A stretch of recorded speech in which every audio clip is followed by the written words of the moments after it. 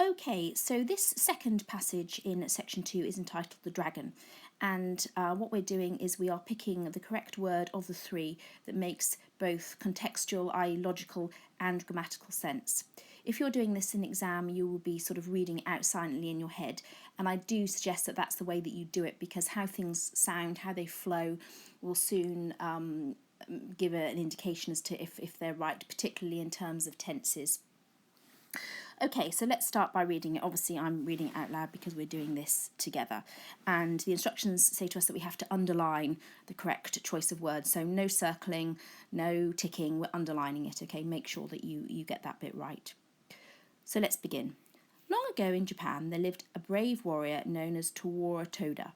He something set out in search of adventure, for he had the nature of a warrior and could not bear to be idle. So we've learned a little bit about him as a person, and we know that he loves going out on adventures. He has the nature of a warrior, and he can't bear to be idle. He can't stand still and do nothing, so he gets bored easily. So what word suggests that he's going to go out lots and lots in search of adventure? Well, frequently, because that fits with his personality. If we said he seldom or never went out, then that wouldn't fit the character that we are dealing with. So frequently. Next, go on to the next sentence then. So he buckled on his two swords, took his huge bow in his hand, and, something his quiver on his back, started out. Now, I'm sure you know that a bow is the part of the bow and arrow. His quiver, if you're not sure what a quiver is a receptacle or a bag that you put arrows in, and you hold it and you put it across your back. So he's obviously adding it to himself, so therefore he is slinging it, slinging his quiver on his back. Because if he were removing it or if he was detaching it, that's the opposite of putting something on. That means taking away, and we know he's preparing to go out. Okay, number 3. He had not something far when he came to a bridge, something one end of the serene and something 𝐏𝐫𝐚𝐜𝐿. Okay, so there's three questions that we have to answer within that one sentence here. So he had not something far. He had not ventured far, which means he hadn't gone very far. He had not regressed far. That means he hadn't gone back very much. Well, that's not right, so we can cross that one out. He had not swallowed far. Well, that's your red herring, because we're not talking about swallowing, okay? So ventured is the one that we want. He had not ventured far when he came to a bridge, something one end of the serene and something lake. Okay, so if a bridge goes over a lake, the word that we're looking for that means over or crosses is spanning. So it spans the lake. And we can tell that it wouldn't be crushing a lake, because that's not what bridges do, and it wouldn't be following a lake, because a bridge can't follow anything. Okay, so, and then it's saying one end of the serene and something 𝐏𝐵𝐴. So we're looking for another word that supports the description of serene. So tumultuous means it's all angry and moving, and it would be lots of waves and things. So we know that that one isn't going to be the one that we want.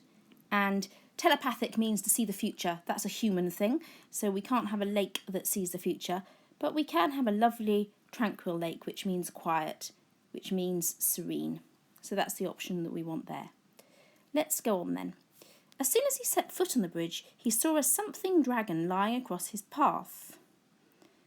Right, so let's read on, because we need to work out whether this is actually going to be a big or a little dragon, because we don't know yet. Okay, its body was so big that it looked like the something of a large pine tree. Okay, so we know that this is a big dragon. So going back to 6, which word there is closest to big? Well, it's gargantuan. So that's the one that we want. So you can see that sometimes you have to read on in a passage in order to then go back to select the correct word, so it all makes sense. Okay. So its body was so big that it looked like the something of a large pine tree. Well, a twig is quite small. A leaf of a pine tree, if you think about it, is a pine needle, so it's very small. So we're looking for trunk, aren't we? Because that's the biggest thing of the 3 options there as part of a large pine. So it looked like the trunk of a large pine tree, and it blocked the whole width of the bridge.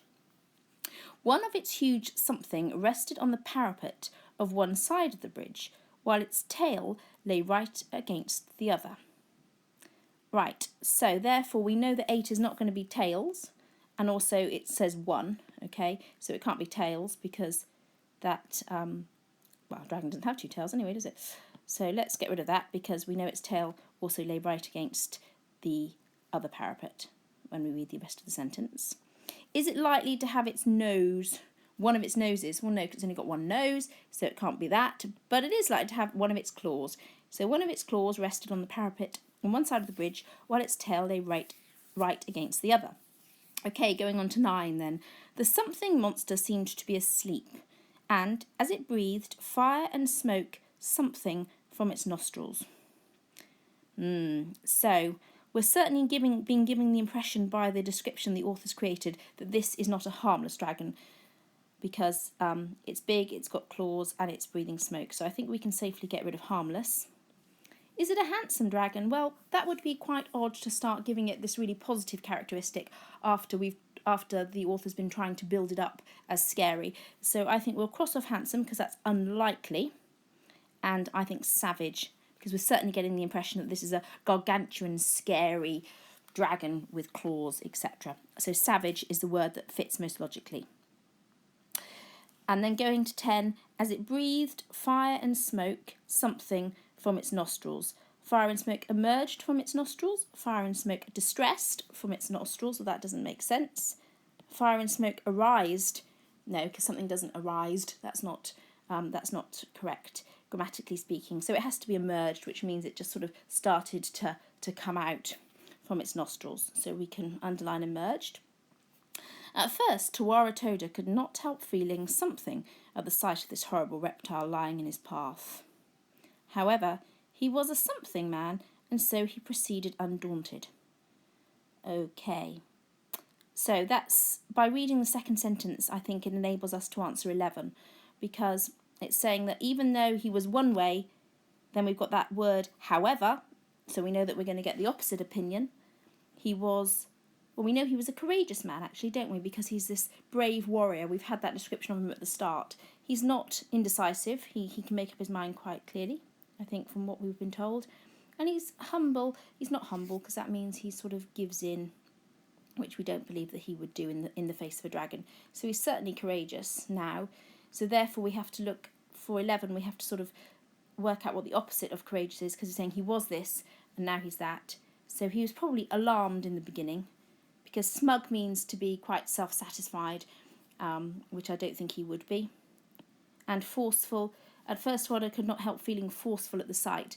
That would be a very odd description, actually. So, but I think it makes much more sense to say he could not help feeling alarmed at the sight of this horrible reptile. However, he was courageous, and so he proceeded undaunted.